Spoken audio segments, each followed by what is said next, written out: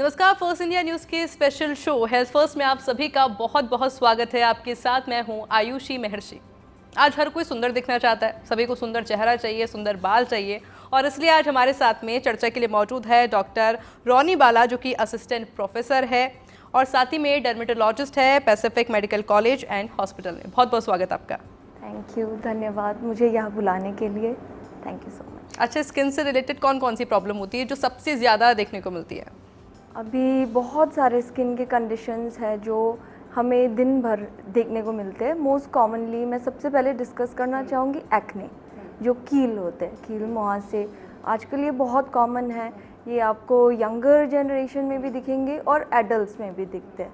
तो जैसे younger generation में ये अभी जो जिनके प्यूबर्टी हुए होते हैं 13-14 साल, उनमें बहुत दिखते हैं क्योंकि उनके हार्मोन्स चेंज हो रहे होते हैं। देन उसके बाद अपने एनवायरमेंटल फैक्टर्स होते हैं, फिर अपने बॉडी के अंदर ज़्यादा ऑयल प्रोड्यूस होता है, सीबम प्रोडक्शन होता है, जिसके कारण से ये कील मुहासे ये निकल आता है। सो उसमें इट्स लाइक कि यंगर एज में तो ये दिखते ही है, एडल्ट जब बड़े हो जाते हैं थोड़े आफ्टर 25-30 ईयर्स ऑल्सो वो दिखते हैं। उसमें होता है again due to hormones, hormonal changes के वजह से वो दिखते हैं। अच्छा, बट एक्ने होते हैं, चले जाते हैं, बट एक्ने स्कार्स बहुत टाइम तक रह जाते हैं, इसकी क्या वजह है और उसको कैसे ओवरकम किया जा सकता है? जो एक्ने अपने जब आते हैं एक्ने, तो उसका ट्रीटमेंट करना बहुत ज़रूरी है। उसके बाद अगर हमने उसका सही ढंग से अपने इलाज नहीं किया, उसके बाद उसको हमने बहुत छेड़ा, फिर उसके अलग अलग ट्रीटमेंट घरेलू नुस्खे कर दिए, तो उसमें स्कारिंग हो जाती है। तो एक्ने का ट्रीटमेंट करना बहुत ज़रूरी है। उसमें क्रीम्स आते हैं, खाने के एंटीबायोटिक्स आते हैं, रेटिनॉइड्स होते हैं, और फिर जब उसके गड्ढे बन जाते हैं तो उसका ट्रीटमेंट अलग है। उसमें हम फिर CO2 लेज़र कर सकते हैं, MNRF कर सकते हैं, फिर PRP कर सकते हैं, और उसके अलग तरीके के ट्रीटमेंट होते हैं। एक्टिव एक्ने को पहले कंट्रोल करना पड़ेगा, उसके बाद फिर जो स्कारिंग रह जाती है, फिर उसमें दाग रह जाते हैं, उसका हमारा अलग ट्रीटमेंट रहता है। अच्छा, पैसिफिक हॉस्पिटल की बात की जाए तो आपके पास कौन कौन सी इक्विपमेंट है इनको सही करने के लिए? हमारे पास सारे इक्विपमेंट्स, जैसे लेज़र, CO2 लेज़र है तो स्कारिंग पे काम करती है। हमारे पास MNRF है, micro needling plus radio frequency, ये मशीन भी उपलब्ध है, और इसका हम once in a month use करते हैं, और सेशंस वेरी करते हैं, 4 से 6 सेशंस ले सकते हैं, and we can repeat it every month ले सकते हैं या एवरी 6 वीक्स ले सकते हैं। तो मिनिमम हम रेकमेंड करते हैं एटलीस्ट 3 से 6 सेशंस ले, तो ग्रेजुअली इम्प्रूव होता है, टेक्सचर इम्प्रूव होता है। PRP होता है, PRP हम जैसे पेशेंट का ब्लड लेते हैं, उसको प्रोसेस करेंगे, फिर उसके अंदर जो प्लाज्मा निकलता है, ग्रोथ फैक्टर्स निकलते हैं, उसको इंजेक्ट करते हैं हम स्किन पे। तो ये सब प्रोसीजर्स पैसिफिक में उपलब्ध है, और वो भी बहुत ही लो प्राइस में। तो ये पैसिफिक में आके आप यूज़ कर सकते हैं। अच्छा, क्या लेज़र स्किन के लिए सेफ़ है? हाँ, लेज़र्स बिल्कुल सेफ़ है। हमें बस ये करना है, पहले हमें पेशेंट को एनालाइज करना है कि अगर बहुत डार्क पेशेंट्स है ना, डार्क स्किन टोन है थोड़ा, तो कुछ लेज़र्स हम अवॉइड करेंगे, एनर्जी हम उनका लो रखेंगे। इसीलिए लेज़र्स आप देखेंगे बहुत सारे जगह पे होती है, लेकिन एक क्वालिफाइड डर्मेटोलॉजिस्ट के पास जाना और एक बहुत अच्छे सेंटर में जाना, ये बहुत ज़रूरी है। तो वो डिटर्मिन करता है आपका रिज़ल्ट कैसा रहेगा। बट कुछ फेस टेक्सचर होते हैं जिन पे शायद लेज़र के बाद में कुछ इन्फेक्शन भी होते हैं, एलर्जीज होते हैं, इस तरह के कुछ केसेस आते हैं? नहीं, इन्फेक्शंस तो खैर इतने नहीं होते हैं, बट येस कुछ जगह पे ऐसे होता है, बर्न हो सकते हैं लेज़र करने के बाद। बट या अगेन दैट ऑल्सो वो डिपेंड करता है कि आप एक क्वालिफाइड पर्सन से करवा रहे हो, कौन सा मशीन रखा हुआ है उनके पास, क्या एनर्जी यूज़ करी है हमने। लेज़र्स बहुत अच्छे इफ़ेक्टिव वे में यूज़ किया जा सकता है अगर उसको हमने बहुत सही ढंग से यूज़ करा है। वैसे इट्स कम्प्लीटली सेफ़, एंड हमारे पास इवन लेज़र हेयर रिडक्शन वो भी है, उसके जिनको बाल कम कराने हैं, तो we have all these equipments here. अच्छा, आपके ज़्यादातर पेशेंट कौन है, मेल्स या फीमेल्स? दोनों आते हैं। फीमेल्स को उनको और सुंदर होना है, एंड दाग धब्बे कुछ नहीं चाहिए, उनको चाहिए एकदम glowing skin. And then males mostly आते हैं, एक तो एक्ने के लिए भी बहुत आते हैं, बहुत इन्फेक्शंस वगैरह उसके लिए भी आता है, फिर बहुत लोगों के बाल जो झड़ जाता है, क्योंकि मेन का मेन होता है कि उनका हेयर स्टाइल एकदम अच्छा रहे और बाल उनके घने रहे। तो यस, उसके लिए हमारे पास भी ट्रीटमेंट्स हैं। उसके लिए ओरल मेडिकेशंस भी आते हैं, जैसे थोड़ा सा बॉल्डिंग हो जाता है, उनके बाल कम हो जाता है, फिर उसके बाद हम PRP कर सकते हैं, GFC कर सकते हैं, एंड अल्टीमेटली जब और कुछ नहीं हो सकता तो हेयर ट्रांसप्लांट का भी है। तो ये सब सर्विसेज उपलब्ध है पैसिफिक में। एंड एक कंसल्टेशन, क्योंकि हम ये नहीं बोल सकते कि सबका एक ट्रीटमेंट रहेगा, अकॉर्डिंग टू द ग्रेड, उनका जो सिवियरिटी, कितना हेयर लॉस है, उनको क्या चाहिए, उनके एक्सपेक्टेशंस क्या है, उस हिसाब से सब इंडिविजुअल का एक अलग ट्रीटमेंट प्लान। अच्छा, फंगल इन्फेक्शन क्या होता है? फफूंद जो हो जाती है, तो वो होता है फंगस होता है जो हो जाती है जैसे बहुत गर्मी में, और बहुत पसीने निकलते हैं जिनमें, तो फिर और हाइजीन का अपना ध्यान रहना पड़ता है। तो ये सब कारण के वजह से फंगल इन्फेक्शन हो जाता है। तो समर्स के समय में और फिर जब हमारी बारिश के समय में ज़्यादा मॉइस्ट रहता है और स्वेटिंग होती है, तो उस वक्त फंगल इन्फेक्शन होते हैं। ये बिल्कुल ट्रीटेबल है, एंड ऐसा भी है कि अपना हाइजीन तो मेंटेन करना ही है। इसके मेडिकेशंस आते हैं जो हमें रेगुलरली खाने हैं, और क्रीम्स आती है जो अच्छे से लगाना है, पाउडर्स आती है, एंटी फंगल्स। तो ये सारे, बट मेन चीज़ इसमें है कि अगर आपको डर्मेटोलॉजिस्ट ने रेकमेंड किया है टू टेक दिस ट्रीटमेंट, कि आपको चाहे 1 महीने, 2 महीने, 3 महीने, तो फिर आपको वो कोर्स को कंप्लीट करना बहुत ज़रूरी है। हमारे पास बहुत पेशेंट्स ऐसे होते हैं जो आते हैं, बोलते हैं मैडम हाँ मैंने ले लिया दवाई, 10 दिन ले ली दवाई, ठीक हो गया और छोड़ दिया। तो ये नहीं करना है, आपको वापस आना है, या तो आप फॉलो अप लो, पूछो, हम जो दवाई है उसका डोज या तो कम कर देंगे या बढ़ाएंगे, एक्सटेंड करेंगे। खुद ब खुद ट्रीटमेंट को स्टॉप करना ये सही पर नहीं मैम है। ये अक्सर मैंने देखा है कि जो कोर्स होता है वो कंप्लीट हो गया, जैसे 3 महीने का है, 4 महीने का, Yes. और तब तक आपकी स्किन बहुत शाइन करती है, पर उसके बाद में अचानक से आपको वही सब प्रोसेस, जैसे एक्ने आना, पिंपल आना, वो स्कार्स वापस आ जाते हैं। इसका क्या रीज़न है? तो देखो, वापस जो आ जाते हैं एक्ने, तो देखो ये अपने हार्मोन के अंदर वो है, चेंजेस आती है। तो सम नॉट जस्ट हार्मोन, अपना लाइफस्टाइल, फिर उसके बाद जो हम खा रहे हैं, अपना डाइट, स्ट्रेस, फिर बैक्टीरियल इन्फेक्शन, तो ये सब बहुत सारे चीज़ों का एक रोल होता है। आफ्टर मेडिकेशन सर्टेनली बहुत कम हो जाता है, जो आपके सिम्टम्स है वो बहुत कम हो जाएंगे, लेकिन आपको मेंटेन करना पड़ेगा। मैं अगर आपको स्टार्ट कर रही हूँ ओरल मेडिकेशंस पे, थोड़े स्ट्रॉन्ग मेडिकेशंस आते हैं, फिर रेटिनॉइड्स आते हैं, तो ग्रेजुअली मैं आपका जो है मेडिकेशन वो उसका डोज टेपर करूँगी, एब्रप्टली बंद नहीं करेंगे, स्लोली डोज टेपर करेंगे। अब ओरल मेडिकेशंस को हम हटा देंगे, फिर सिर्फ लगाने की ट्यूब्स देंगे।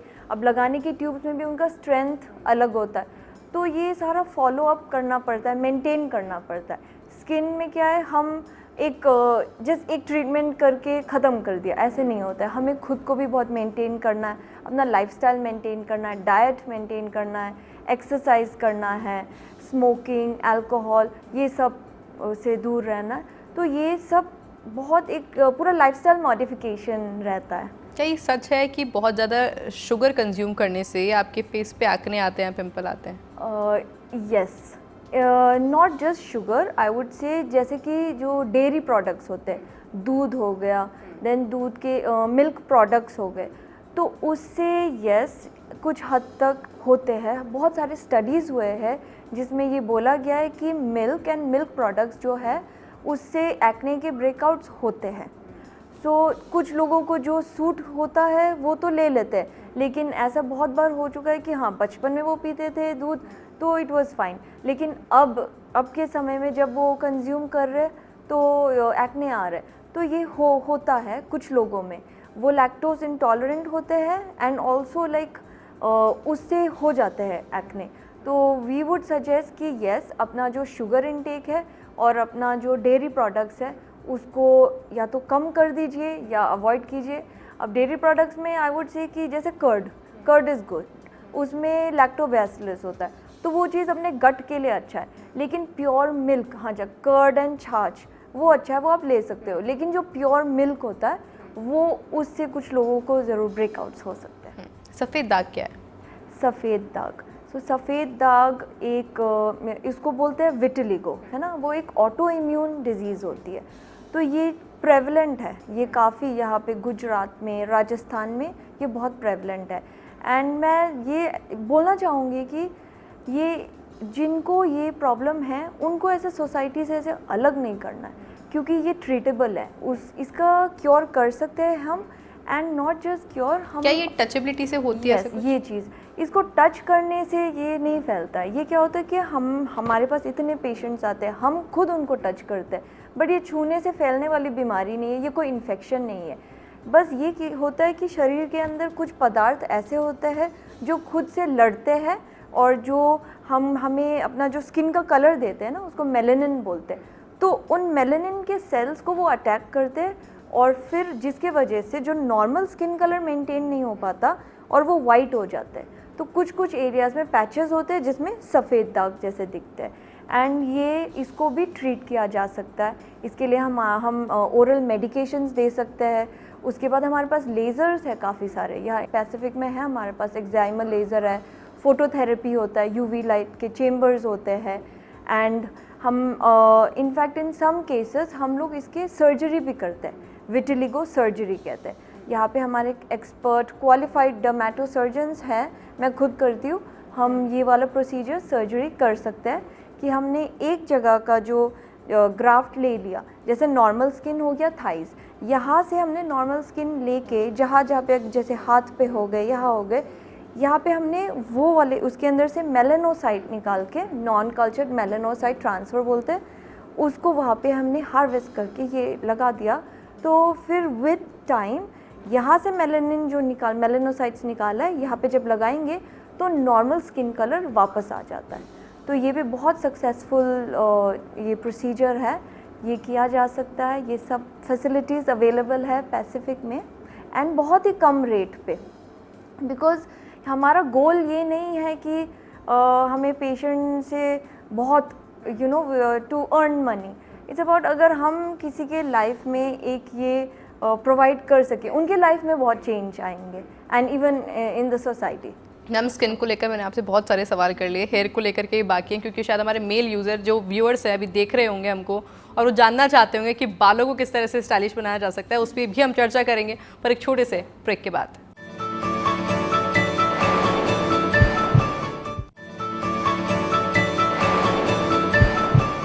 ब्रेक के बाद आप सभी का एक बार फिर से स्वागत है। और क्योंकि मैं ब्रेक से पहले आपसे वादा करके गई थी कि स्किन के बारे में तो बहुत कुछ हमने जान लिया, बट अब हेयर्स के बारे में ज़रूर जानेंगे, क्योंकि आपने कहा था कि मेल्स हैं वो ज़्यादा इंटरेस्ट रहते हैं हेयर ट्रांसप्लांट के अंदर। लेकिन एक हेल्दी हेयर के लिए क्या किया जा सकता है, पहले वो बताइए।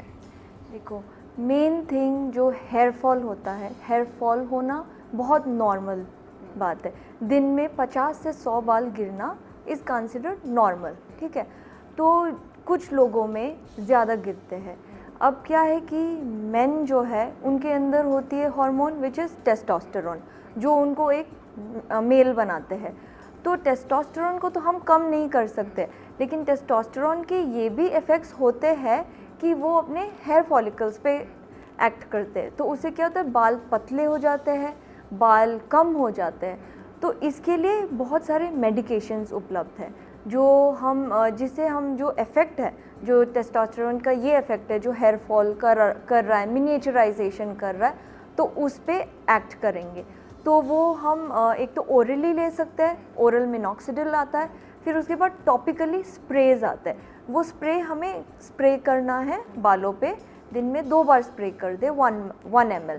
तो ये हम करते हैं विद कॉन्सेंट्रेशंस उसके अलग अलग आते हैं डिपेंडिंग ऑन द सिवियरिटी, कि उनके कितने ग्रेड के उनके ग्रेड और सिवियरिटी पे है उनका जो हेयर लॉस हो रहा है, तो उस हिसाब से। साथ में हम ये एडवाइस कर सकते हैं कि PRP कर ले। PRP एज आई सेड कि अपने खुद के हम ब्लड को लेंगे एंड देन उसको सेंट्रीफ्यूज करके उसमें जब ग्रोथ फैक्टर्स निकलते हैं, वो ग्रोथ फैक्टर्स को हम इंजेक्ट करेंगे स्कैल्प में। तो ये बहुत काफ़ी इफ़ेक्टिव रहता है। एंड दोनों का कंबाइंड जो प्रोसीजर है, मिनॉक्सिडिल प्लस PRP दोनों करेंगे तो इसका जो एफिकेसी है वो और ज़्यादा बढ़ जाता है। फिर साथ में अब नए ट्रीटमेंट्स आ गए, जैसे स्टेम सेल थेरेपी, ये आ गए, एक्सोसोम्स आ गए हैं, तो बहुत सारे लेटेस्ट टेक्नोलॉजीज़ है हमारे पास। एंड फिर कुछ केसेस में हो जाता है कि जो जिसमें हमें हेयर ट्रांसप्लांट करना पड़ता है, तो उसमें हमें हेयर के जो अपने ग्राफ्ट्स है वो लेते हैं एक एरिया से, फिर वहाँ से हेयर फॉलिकल्स जो है वो हम लगाएंगे वापस जहाँ पे बाल नहीं हो रहे। तो ये प्रोसीजर है अपना हेयर ट्रांसप्लांट। मैम मैंने अक्सर अपने घर में ऐसा सुना है अपनी मम्मियों से या फिर दादियों से कि शादी से पहले हमारे बाल बहुत लंबे थे, बाल बहुत घने थे, पर अब देखो, तो क्या इसका कोई एजिंग फैक्टर होता है या फिर कोई और रीज़न है? बाल का जो झड़ना है ये होता है जैसे हार्मोनल चेंजेस के वजह से। ऐसा होता है जैसे पोस्टपार्टम, आफ्टर प्रेगनेंसी अपने हार्मोन्स ऊपर नीचे हो जाते हैं, उसके बाद हम ये कॉमनली देखते हैं कि अपने बाल झड़ जाते हैं।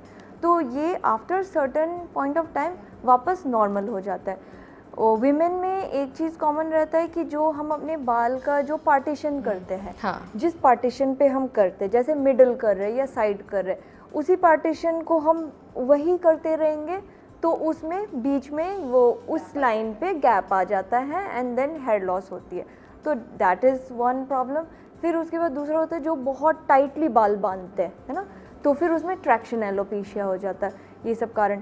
फिर another thing is use of lot of, जैसे बहुत केमिकल ट्रीटमेंट्स करवा लिए, केराटिन करवा लिया, बोटॉक्स करवा लिया, बहुत सारे प्रोसीजर्स होते हैं। तो बार बार अपने हेयर को इतने केमिकल्स में जैसे प्यूटी ट्रीटमेंट सैलून में करवाते, उससे भी बाल का क्वालिटी जो है बहुत ख़राब हो जाता है एंड वो अफेक्ट करता है। तो ये सब चीज़ों को अवॉइड करना है। अपने जो वेजिटेरियन डाइट है उसमें थोड़ी प्रोटीन की कमी रहती है, तो फिर अपना जो प्लांट प्रोटीन वो अपना इंटेक इंक्रीज़ करें। तो ये सब चीज़ों का हमें ध्यान रखना पड़ता है एंड देन ओवरऑल फिर उसके बाद we can start with medication. Ma'am 60 to 70% घरों के अंदर ऐसा होता है कि मेहंदी या फिर डाई का यूज़ किया जाता है। महिलाएं ज़्यादातर मेहंदी यूज़ करती हैं और जो जेंट्स होते हैं वो डाई यूज़ करते हैं, तो क्या वो बालों के लिए सेफ़ है? मेहंदी कुछ हद तक आप यूज़ कर सकते हो, है ना, मेहंदी बहुत सालों से यूज़ होते हुए आए हैं। लेकिन अगर जो डाई भी, कुछ लोग होते हैं जो डाई यूज़ करते हैं बट और उनको कुछ नहीं बियर्ड होता। पे भी डाई यूज़ करते हैं कई नहीं, बार। वो डाई के अंदर एक कंपोनेंट होता है पीपीडी, वो एलर्जन होता है। तो बहुत सारे लोगों को ये जो चीज़ है पीपीडी, वो उससे एलर्जिक होते हैं। तो हमेशा डाई कराने से पहले एक पैच टेस्ट ज़रूर करवाएं। कान के पीछे वो एक पैच टेस्ट करते हैं, तो 24 आवर्स उसको रखते हैं। विद इन 24 आवर्स कुछ नहीं हुआ तो आप दोबारा डाई को यूज़ कर सकते हो। लेकिन बिफोर डूइंग, ये कोई डाई यूज़ करने से पहले, मेहंदी यूज़ करने से पहले आप एक टेस्ट ज़रूर करवाएं, क्योंकि आपको नहीं पता कि आपकी स्किन उस चीज़ के साथ रिएक्ट करेगी कि नहीं करेगी। क्योंकि ऐसे नहीं बोल सकते कि 100% सब पे रिएक्ट करेगी, और ऐसा भी नहीं बोल सकते कि किसी पे रिएक्ट नहीं करेगी, वो इंडिविजुअल होता है। अच्छा, डैंड्रफ भी एक आम समस्या है, वो हमको लड़कियों में भी देखने को मिलेगी, लड़कों में भी देखने को मिलेगी, बड़ी महिलाओं में भी देखने को मिलेगी, बट वो इफ़ेक्ट करता है आपकी स्किन को भी और हेयर को भी। Is it true? Yes, dandruff तो डेफिनेटली, डैंड्रफ बहुत कॉमन है। वो क्या होता है कि हमारे बॉडी के अंदर ऑयल तो प्रोड्यूस होता है, ऑयल फेस पे भी प्रोड्यूस होता है, स्कैल्प पे भी प्रोड्यूस होता है, बॉडी के कुछ पार्ट्स है वहाँ पे भी प्रोड्यूस होता है। अब अपने जो स्कैल्प में वो ज़्यादा प्रोड्यूस जब हो जाता है तो फिर क्या होता है कि फंगस का ग्रोथ हो जाता है। ऑयल जो है एक मीडियम है जिससे फंगस, जो फफूंद होता है, वो उनके लिए, और वो खाते हैं ऑयल को बेसिकली। इसीलिए हम बोलते हैं कि ज़्यादा ऑयलिंग ना करें सर पे, स्पेशली जिनका ऑलरेडी स्किन ऑयली है, जिनके पिंपल्स हैं, तो हम उनको बोलते हैं अवॉइड कीजिए ऑयलिंग। स्पेशली जैसे यहाँ पे वो ऑयल लगाएंगे एंड देन बाल थोड़ा नीचे, जैसे मेन में वो अपना ऑयल लगा के फिर बाल नीचे कर लेते हैं, तो यहाँ पे सारे पिंपल्स भी हो जाते हैं। तो स्कैल्प को क्लीन करना बहुत ज़रूरी है। आपको अगर ऑयल लगाना ही है तो अपने बाल के एंड्स पे लगाइए, या स्कैल्प पे। बट ऐसा माना जाता है कि हम जो ऑयलिंग करते हैं वो हमारे रूट्स के लिए करते हैं, स्कैल्प के लिए करते हैं, तो क्या ये गलत है? एक्चुअली द थिंग, ऑयलिंग में ना जो हम चम्पी जो कर रहे हैं उसमें मसाज का जो पार्ट है वो सही है, लेकिन ऑयल वैसे भी इतना एंटर नहीं कर सकती है अपने स्कैल्प के अंदर, तो इसके कोई बहुत बेनिफिट्स नहीं है। इनफैक्ट ये काइंड ऑफ जिनके ऑलरेडी ऑयली स्कैल्प है और जिनके डैंड्रफ है उस पर तो और प्रॉब्लमेटिक चीज़ है। अगर हम डैंड्रफ जिनके डैंड्रफ है और फिर उसके ऊपर ऑयलिंग करें तो फिर ये और प्रॉब्लम करेगा, मतलब डैंड्रफ और बढ़ जाती है इससे।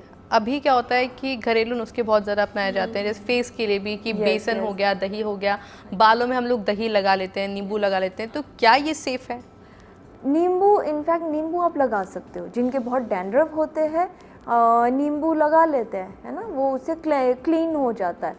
बट देन यस, दही ऑल्सो, दही भी लगाते हैं, जो कुछ हद तक आई वोंट से कि बहुत ज़्यादा बेनिफिट करेगा, पर वो कोई इतना नुकसान भी नहीं करता, तो ये आप लगा सकते हो।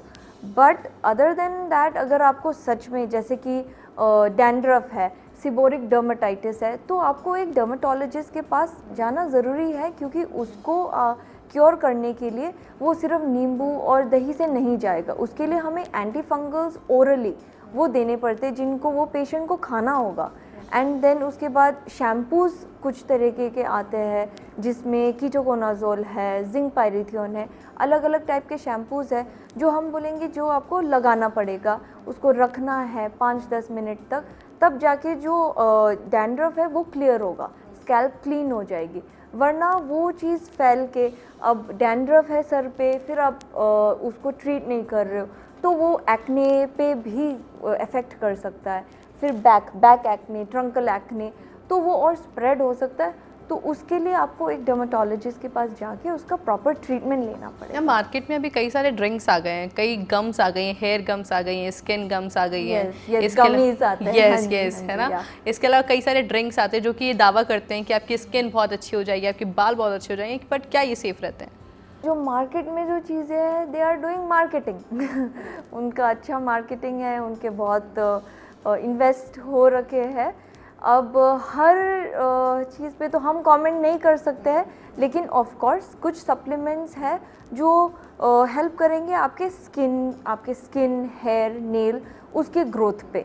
तो उसके लिए अगेन देयर आर सर्टेन कुछ ब्रांड्स है, फिर उसके बाद कुछ फार्मास्यूटिकल जो ट्रस्टेड कंपनीज़ है, जिनमें सही वो इंग्रेडिएंट्स का यूज़ होता है, वो डेफिनेटली हम रेकमेंड कर सकते हैं कि ये सप्लीमेंट लीजिए, बायोटिन के ये वाले अच्छे हैं, ये वाइटामिन्स अच्छे हैं जो अपने बॉडी के, अपने स्किन, हेयर, नेल्स के ग्रोथ के लिए।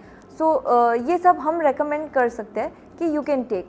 बट जो अब मार्केट में there are lakhs and lakhs, है ना, उन पे कितने स्टडीज़ हुए हैं, उन पे नहीं हुए, उसका गारंटी वो हम नहीं ले सकते। अच्छा, ग्लूटाथियोन और कोलेजन ये बहुत अच्छा होता है फेस के लिए, समझा जाता है, इज इट ट्रू?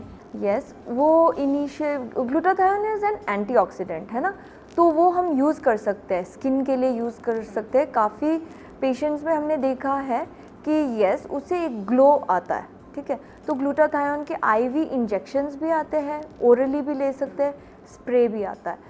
तो yes, to a certain point we can take it, but ये ऐसा नहीं कि उससे आपका जो स्किन का कलर एकदम चेंज नहीं होगा, वो अपने अंदर है, वो जेनेटिकली जिनका जो स्किन टोन है वो रहेगा, लेकिन एक ग्लो वो ज़रूर आता है। एंड उसको देने के रेजिमेन होते हैं जो एक डर्मेटोलॉजिस्ट वो आपको गाइड करेंगे कि उसको कितने समय तक लेना है, कितने सेशंस लेने हैं।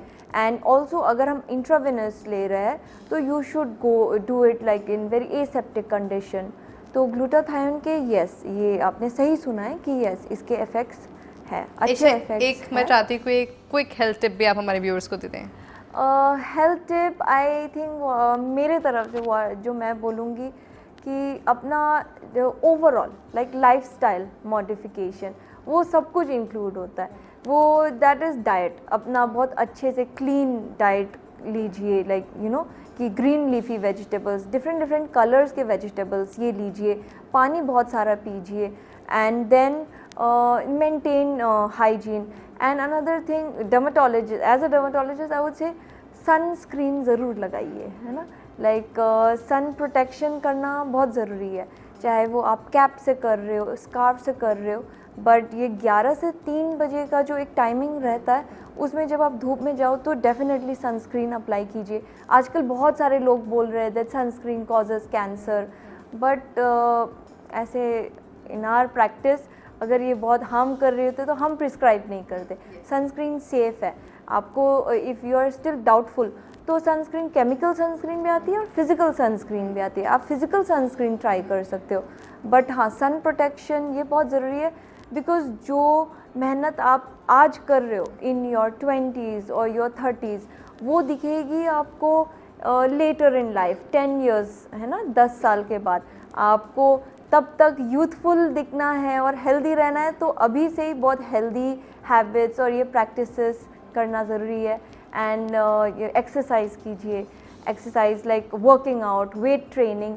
ये चीज़ क्या है, आपके बॉडी को स्ट्रेंथ तो देती है, बट ये ऑल्सो एंटी एजिंग है। Thank you so much. या ऑलराइट, तो डॉक्टर रोनी बाला इस वक्त हमारे साथ में मौजूद थी, जिन्होंने आपको बताया कि आप किस तरह से खूबसूरत स्किन ला सकते हैं, खूबसूरत बाल, आप उनको कैसे हेल्दी रख सकते हैं बिना मेडिसिन के भी, बल्कि एक हेल्दी लाइफस्टाइल के साथ में। मैं उम्मीद करती हूँ कि आपको इस पूरे एपिसोड के अंदर समझ आ गया होगा कि अब आप अपनी स्किन को किस तरह से चमका सकते हैं एक्सरसाइज के साथ में और हेल्दी डाइट के साथ में। इस एपिसोड में इतना ही, मुझे दीजिए इजाज़त, नमस्कार।